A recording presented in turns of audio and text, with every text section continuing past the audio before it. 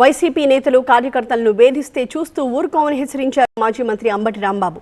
పెదకూరపాడు మాజీ ఎమ్మెల్యే నంబూరు శంకర్రావు ఆఫీస్పై దాడికి సంబంధించి గుంటూరు ఎస్పీకి ఫిర్యాదు చేసిన ఆయన దాడి చేసిన వాళ్లను వదిలేసి బాధితులపై కేసులు పెట్టడంపై ఫిర్యాదు చేశారు. ఈ సందర్భంగా 7 నెలల్లో టీడీపీ నేతలు ఎన్నో అరాచకాలు చేశారని ఆరోపించారు అంబటి. నంబూరు శంకర్రావు పెదకూరపాడు వెళ్తే దాడులు చేస్తామని కొందరు బెదిరిస్తున్న నేపథ్యంలో అక్కడేం జరిగినా పోలీసులు ప్రభుత్వమే బాధ్యత వహించాల్సి ఉంటుందన్నారు.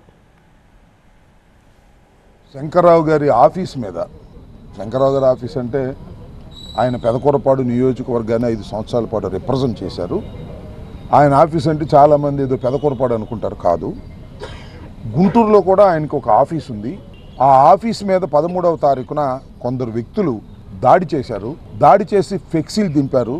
శంకర్రావు గారి మీద ఆఫీసు మీద దాడి చేసి తలకాయ పగలగొడితే, సరే మేము ఇచ్చిన కంప్లైంట్ మీద వాళ్ళు రిజిస్టర్ చేస్తే వాళ్ళు కంప్లైంట్ ఇచ్చి రిజిస్టర్ చేశారు. సరే ఎస్పీ గారికి అది కూడా దృష్టికి తీసుకువెళ్ళాం. అది ఫాల్స్ అయితే దాన్ని తీసేస్తామని వారు చెప్పారు. It is a falls. ఎందుకంటే మా ఇంటి మీదకి వచ్చి మమ్మల్ని కొట్టి మా మీద కేసు పెట్టే కొత్త సంస్కృతిని తెలుగుదేశం పార్టీ తీసుకొచ్చింది. ఇవాళ నేను చెప్పదలుచుకుంది ఏంటంటే, ఇప్పుడు 7 మాసాలు అయిపోయింది వాళ్ళు అధికారంలోకి వచ్చి. 7 మాసాలు చేయాల్సిన అరాచకాలన్నీ చేశారు.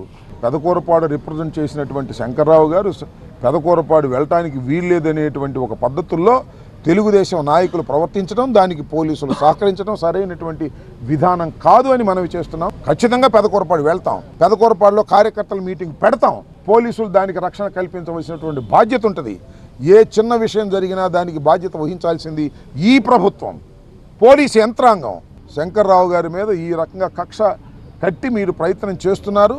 Yes, we will face it. అనవసరంగా అన్యాయంగా మా వైఎస్ఆర్ కాంగ్రెస్ పార్టీ నాయకుల్ని కార్యకర్తల్ని హెరాస్ చేస్తూ ఉంటే చూస్తూ సహిస్తూ ఊరుకోలేమని కూడా ఈ సందర్భంగా తెలియపరుస్తున్నాను.